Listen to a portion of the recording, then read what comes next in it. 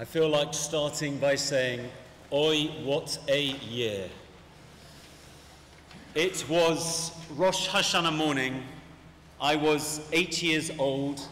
The synagogue was packed. The rabbi began his sermon not by welcoming his swollen flock, but with the words, "For those of you who drove here today, it would have been better had you not come." The gasp was audible. One man stood up, brandishing his car keys, and stormed out.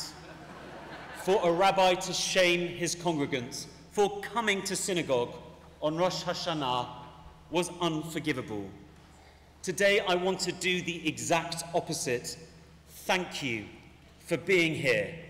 Thank you for showing up, not only in spite of everything you've been through as a Jew over the last 12 months, but because of it. I'm proud of you. In Judaism, it is not the done thing to thank people for attending a funeral. Likewise, we don't thank people for coming to synagogue. But today I feel compelled to thank you. After the hardest year that most of us can remember, thank you. You have come here despite the spikes in anti-Semitism, despite the fear and anxiety, despite the perception that central London is a no-go area for Jews, despite the horrors and traumas of the 7th of October, and despite everything that has happened since that dark day in our lives. So thank you, each and every one of you, for publicly demonstrating your Jewish pride in the face of prejudice. That you have done so today in such impressive numbers makes me incredibly proud to stand here as your rabbi. The Hebrew word for community is kahilah. It means gathering something together and, in so doing, creating an interwoven entity which is not only stronger than its individual parts, but also capable of supporting and sustaining each of those sacred strands. By coming here today, lekahel, to gather, each and every one of you in this sanctuary and online is living up to the charge of Moses as he glimpses the promised land. Chazak ve'ematz, be strong and resolute. Be not in fear or in dread of them, for the Eternal One, your God, marches with you. I had to say those words to myself on the 7th and 8th of October, when anti-Semites took to the streets of this city to celebrate the brutal murder, the rape, and the abduction of innocent Jews and others. I had to say those words upon seeing footage of an Israeli flag being gleefully burnt outside the Sydney Opera House at the very same time that we were learning about dead babies and charred corpses.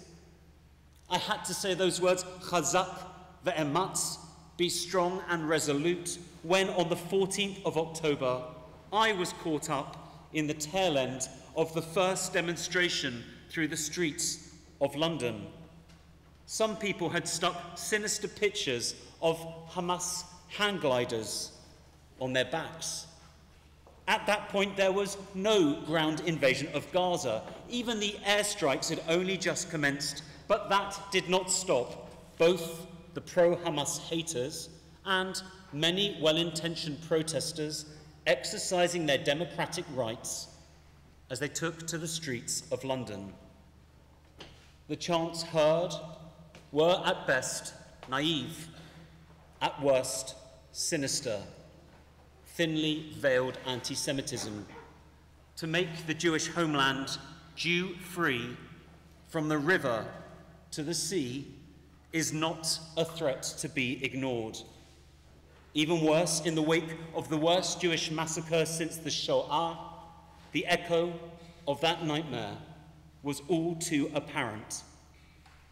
And yet, every time I felt horrified and scared and angry. It was here, in this sanctuary, amongst this kehillah, that I found the balms of comfort and courage and peace. Alongside that great strength, there was one other emotion: pride. Pride at being part of this community, and pride at being a Jew. As some people in Anglo Jewry, out of anxiety, began to remove mezuzahs from their doors, and others told their children to remove any identifiable symbols of Judaism from their school blazers, more and more of you bought Stars of David, joined a synagogue for the first time in decades, chose to convert to Judaism, showed up to synagogue, attended a rally, and advocated for what you knew to be right and just. How could I not be proud?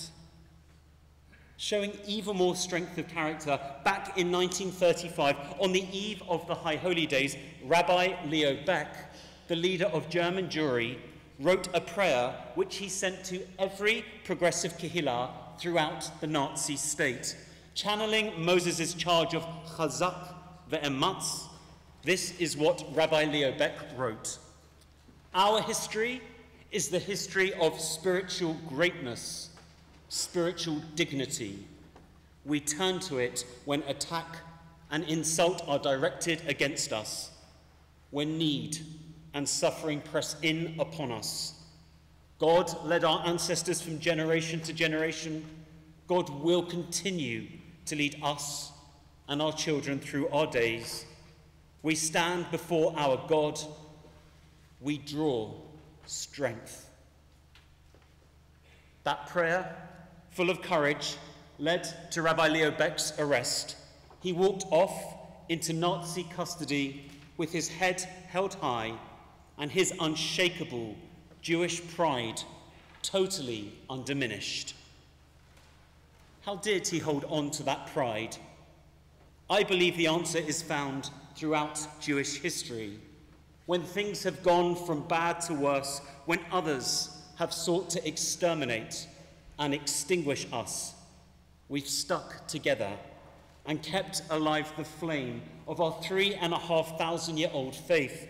To quote the Israeli poet Abba Kovner, "This is the story of a people which was scattered all over the world and yet remained a single family, a nation which time and again was doomed to destruction, and yet out of the ruins rose to new life."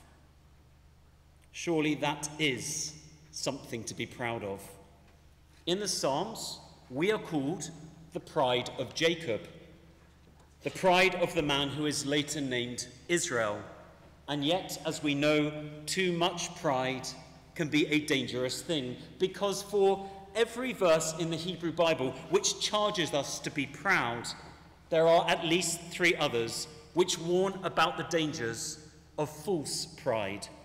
As it says in Proverbs, "Pride goes before destruction, a vain spirit before a fool."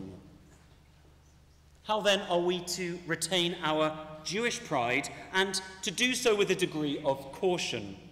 Well, to quote from Jane Austen's Pride and Prejudice, "Vanity and pride are different things, though the words are often used synonymously.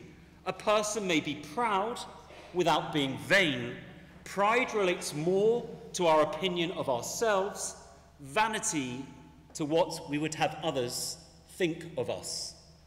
In other words, when people think less of us, deflating our vanity, we feel shame.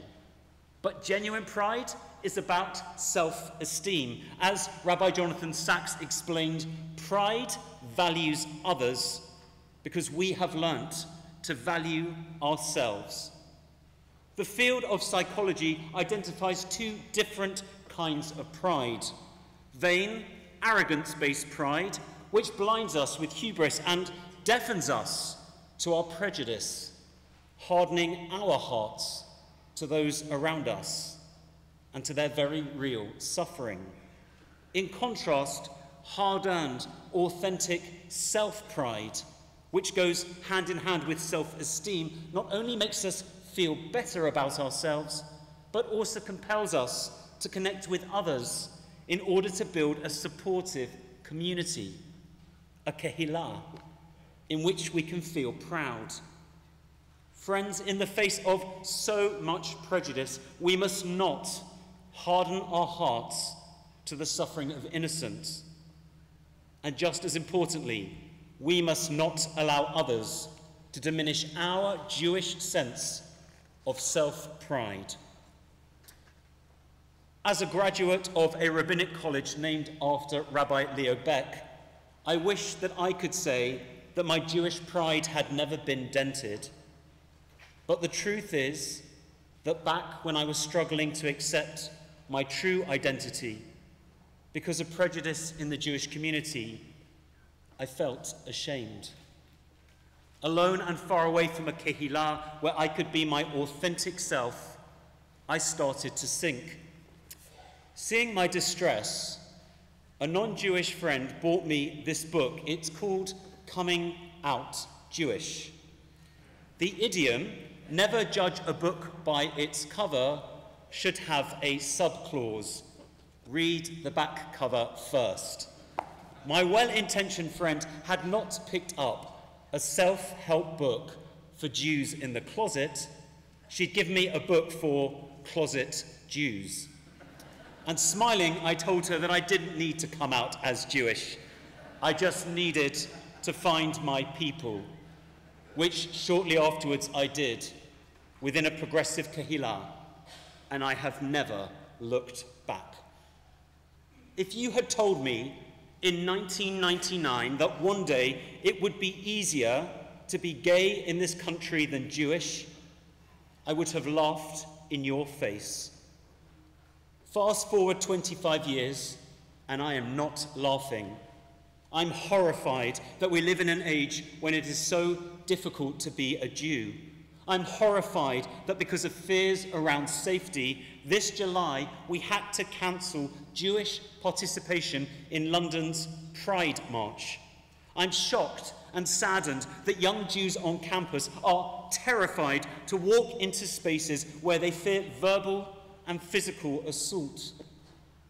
False pride comes before a fool, and gosh, has the world fallen for the sound bites of TikTok and tokenistic virtue signalling, when Jews are schooled about genocide by people who have spent the sum total of 30 seconds learning about it from an influencer.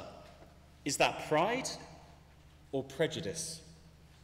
Likewise, when the ideals of Zionism are tarnished, do we Jews, many of us proud Zionists, feel pride or shame? Last Rosh Hashanah, many of us were worried for the soul of Israel. Since the 7th of October, we've been worried for Israel's body and soul, and both must be protected, as we were reminded only 2 days ago.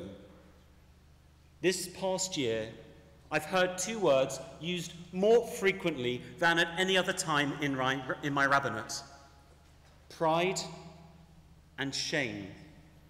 Each of us has a view. In fact, 3,000 Jews means that there are at least 6,000 opinions.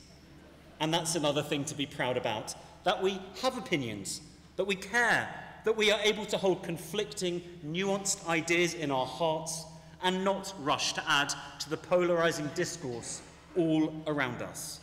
So let's be rightfully proud of our Jewish history, of our survival, of Israel, of the richness of our faith, of the way we cherish family, of our commitment, l'taken olam, to repairing the world, and of our ability to come together in synagogue on Rosh Hashanah, irrespective of how we've travelled here. Be proud and view your Judaism as a badge of self-pride in the same way that in a few weeks the Royal British Legion will encourage us to wear our poppies with pride.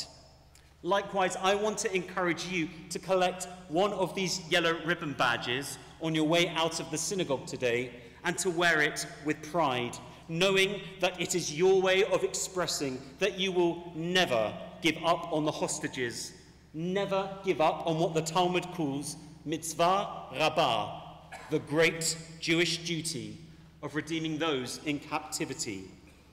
Last century, we Jews were forced to wear yellow badges as a sign of shame. In this new year, let us wear those yellow ribbons as a sign that we will not surrender our pride to the prejudice of others. And if you're still not convinced, just a few weeks ago, at the Holocaust Educational Trust dinner, in the presence of the Prime Minister, a young Muslim educator called Zafran Pervez, wearing a yellow ribbon badge, bravely stood up in front of hundreds of Jews, amongst them Holocaust survivors, and said that not only must we never forget the Shoah, we must never allow the horrors of the 7th of October to be repeated. Moved by his words, I'm not ashamed to say I wept with pride for this young Muslim man. We too should be proud. Let us be strong and resolute. Let us stand together as a kehillah throughout this ongoing nightmare. And although we may struggle to wish each other a happy new year, I want to wish you a year of Jewish pride, because irrespective of how you came to synagogue today, by whatever means of transport, what really matters is that you came here today, you showed up. So thank you. Thank you. I'm proud of you. Chazak ve'ematz. Let's continue to be strong, to be resolute, and to be proud. Shana Tova.